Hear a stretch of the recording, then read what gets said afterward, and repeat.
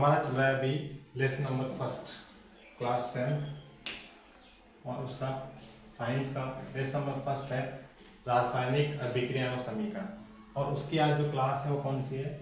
5 class. उससे पहले हमने संयोजन अभिक्रिया पढ़ लिया था, वियोजन अभिक्रिया पढ़ लिया था, विस्थापन अभिक्रिया पढ़ लिया था, द्विविस्थापन अभिक्रिया भी हमने पढ़ ली थी, अवक्षेपण भी पढ़ लिया था, ऑक्सीकरण व अपचयन भी हमने पढ़ लिया था। उसके बाद हम पढ़ेंगे आज कि दैनिक जीवन में जो ऑक्सीडेशन या ऑक्सीकरण अभिक्रिया होती है उसका दैनिक जीवन में क्या क्या प्रभाव हमारे जीवन में पड़ता है उसके बारे में पढ़ेंगे। तो मुख्यतः दो ऐसे हैं जो आपके सिलेबस में ले रखे हैं और दोनों ही इंपॉर्टेंट है। एक तो है संसारण और दूसरा है विकृत गणिता। तो आज हम पढ़ेंगे संसारण और विकृत गणिता के बारे में। तो देखते हैं आगे।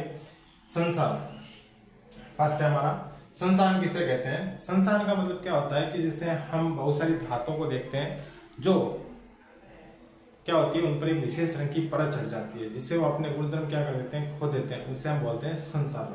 तो आज हम संसारण के बारे में पढ़ेंगे। कौन कौन सी धातु आपके सिलेबस में दे रखी है उनके बारे में पढ़ेंगे। तो हम बात करते हैं संसारण। तो संसारण वायुमंडल में उपस्थित अम्ल, आर्द्रता और नमी के साथ धातुएं क्रिया करके अपने गुणधर्म खो देती है तथा उन पर एक विशेष रंग की परत जमा हो जाती है, इसे संसारण कहते हैं।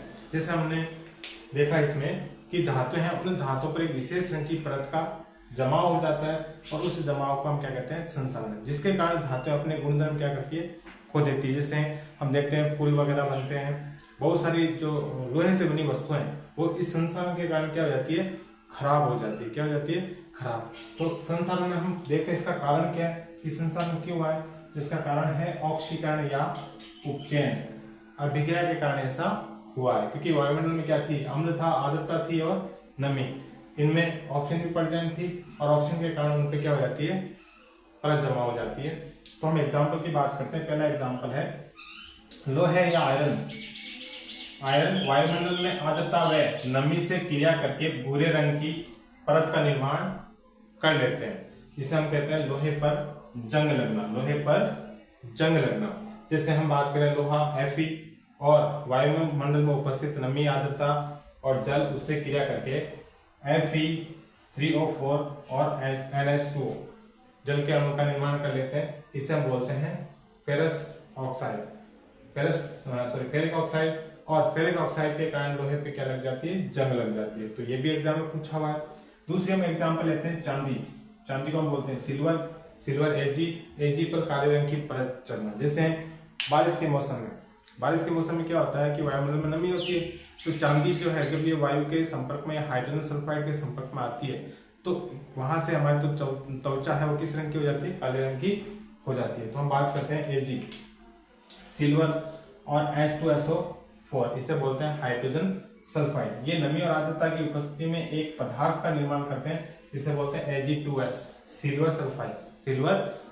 और इसका रंग कैसा होता है, काले रंग का पदार्थ बनता है। ये पूछा हुआ क्वेश्चन बोर्ड में कि ये हमें दिया हुआ था और पूछा था कि चांदी पर काले रंग की परत चढ़ती है, उस कौन सा पदार्थ का निर्माण होता है, तो सिल्वर सल्फाइड का होता है। हाइड्रोजन गैस इसमें से बाहर निकल जाती है। हम बात करते हैं तांबा है या कॉपर पर किस रंग की, हरे रंग की परत चढ़ना भी किसका उदाहरण है, संसारण का उदाहरण है। तो हम बात करते हैं कॉपर वायुमंडल में उपस्थित कार्बन डाइऑक्साइड और जल की उपस्थिति में ये क्रिया करता है। क्रिया करने के बाद में क्या बना देता है, कॉपर कार्बोनेट CuCO3 और क्या बनाता है, कॉपर हाइड्रोक्साइड। तो ये कॉपर कार्बोनेट जो बनता है ये हरे रंग का पदार्थ है, कॉपर कार्बोनेट। और तांबे पे जो हम कहते हैं जैसे लोहे पे जंग लगती है वैसे तांबे पे किस रंग की परत का निर्माण होता है, हरा पदार्थ या हरे रंग की परत चढ़ जाती है। तो ये तीनों एग्जाम्पल ऐसे रिएक्शन देकर पूछा हुआ है और उस रिएक्शन में दे दिया हमें, जैसे यहाँ से अभिकारक दे दिया, अभिकारक के बाद में यहाँ पर बता दिया कि जैसे इसमें भूरे रंग की परत का निर्माण होना, और चांदी में हमें दे दिया था यहाँ पर काले रंग की परत का निर्माण होना, और तांबे में हमें दे दिया था हरे रंग की परत का निर्माण होना। तो ये हो गए संसारण के उदाहरण। अब हम बात करते हैं संसारण से बचाव के उपाय। तो हम संसारण से कैसे बचा सकते हैं? हम उस पर पेंट कर सकते हैं, जैसे खिड़कियों पे, दरवाजों में लोहे की बनी हुई होती है उन पर कलर कर देते हैं या पेंट कर देते हैं, जिससे हम उन्हें संसारण से बचा सकते हैं। ग्रीस भी लगा सकते हैं उस पर, या ऑयल या तेल लगाकर भी हम उसको संसारण से बचा सकते हैं। तो ये हमारा संसार हमारा टॉपिक कंप्लीट हुआ। अब जो लास्ट टॉपिक आपकी बुक में है वो है विकृत घनता। विकृत घनता किसे कहते हैं कि जैसे खाद्य पदार्थ क्या होते हैं कि वायु, जैसे नमी का मौसम हो या बारिश का मौसम हो, अगर हम उनको हम खुला छोड़ देते हैं तो खुला छोड़ने पर ये वायुमंडल में उपस्थित नमी से क्रिया करते हैं और उनके स्वाद में और उनके गंध में, स्वाद और गंध में क्या हो जाता है, विकृति या परिवर्तन या बदलाव आ जाते हैं। उसे हम विकृत घनता के नाम से जानते हैं। तो पढ़ लेते हैं इसमें क्या है। वायुमंडलीय ऑक्सीजन से क्रिया करके खाद्य पदार्थ, जैसे वसायुक्त खाद्य पदार्थ है, के गंध व स्वाद में विकृति आना विकृत घनता कहलाती है। इसका कारण भी क्या है, ऑक्सीकरण या उपचयन। ये भी ऑक्सीजन के साथ क्रिया कर लेते हैं और खराब हो जाते हैं।